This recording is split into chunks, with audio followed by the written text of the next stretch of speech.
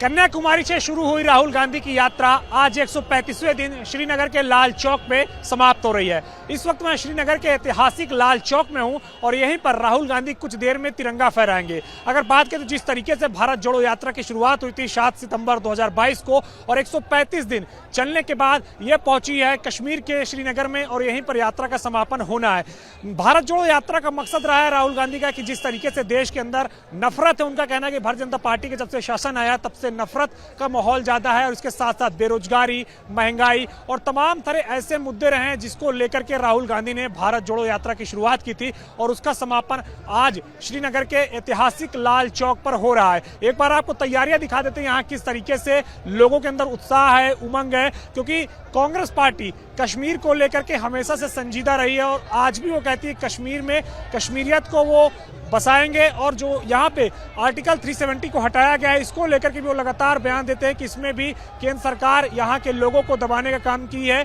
और केंद्र सरकार ने जो यहाँ पे गलत कार्य किया उसको हम सुधार करेंगे। ये लगातार कांग्रेस पार्टी की ओर से बयान आता रहा है। और आज यहाँ पे बात करें तो जिस तरीके से यात्रा का समापन होना है, चुनिंदा लोगों को यहाँ पे आगमन के लिए परमिशन है, क्योंकि जिस तरीके से सिक्योरिटी को लेकर के लगातार यहाँ पे हमेशा से रहा है, उसी के मद्देनजर यहाँ पे सुरक्षा को लेकर के कुछ ही लोगों को आने की परमिशन है। इसके साथ साथ अगर बात करें तो फिर भी जो लोग आए हैं वो कांग्रेस के वर्कर्स हैं, कांग्रेस के देश भर के नेता यहाँ पे जुटे हुए हैं। उत्तर प्रदेश के तमाम सारे कांग्रेस के नेता यहाँ श्रीनगर पहुंचे हैं। उत्तराखंड से अगर बात करें तो कांग्रेस के पूर्व मुख्यमंत्री हरीश रावत भी यहाँ पे पहुंच रहे हैं कुछ देर में।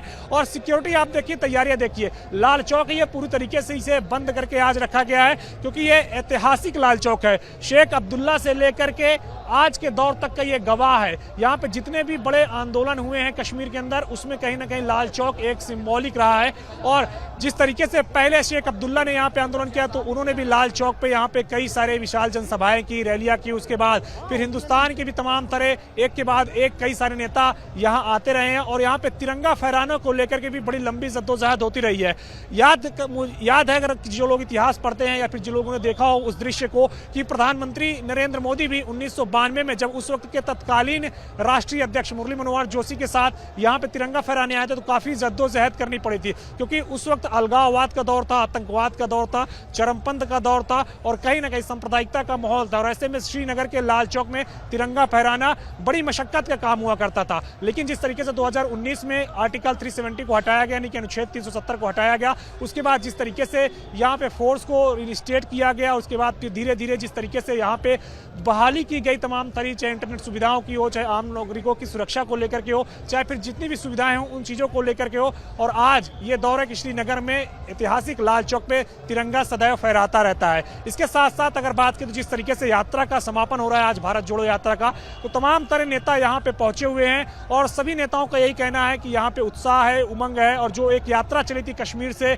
कन्याकुमारी से कश्मीर के लिए, तो उसका समापन है। और पूरे देश भर में जिस तरीके से 13 राज्यों से भ्रमण करते हुए यात्रा आई है, तो अब इस यात्रा का असर दिखेगा, क्योंकि राहुल गांधी ने कड़ी मशक्कत करने के बाद यहाँ आज यात्रा का समापन कर रहे हैं। तो कांग्रेसियों के अंदर एक उत्साह भी है, लेकिन लक्ष्य जिस तरीके से 2024 का है, 2024 के लोकसभा चुनाव में क्या कुछ होता है ये तो वक्त ही बताएगा। लेकिन ऐतिहासिक लाल चौक में आज राहुल गांधी अपनी यात्रा का समापन करने जा रहे हैं और यहाँ पे आके कुछ ही देर में वो तिरंगा फहराएंगे और इसके बाद फिर यात्रा का समापन होगा।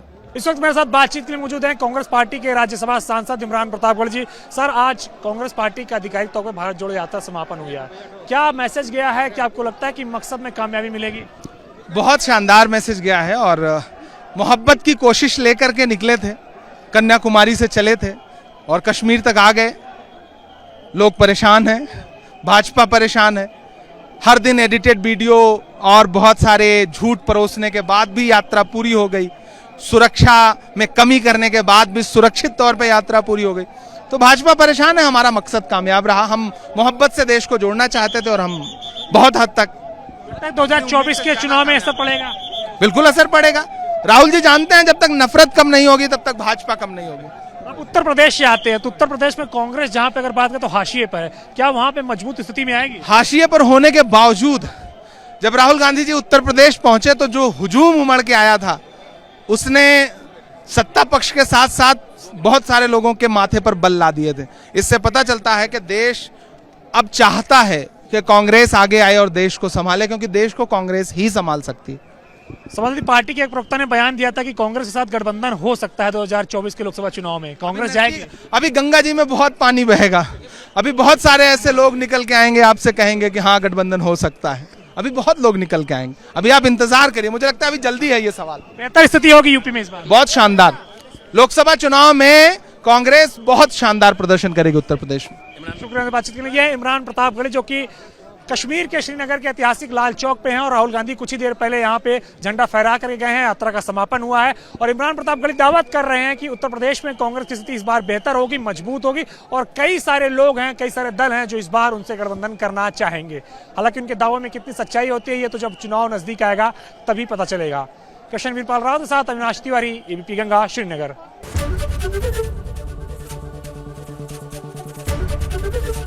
एबीपी गंगा, खबर आपकी, जुबान आपकी।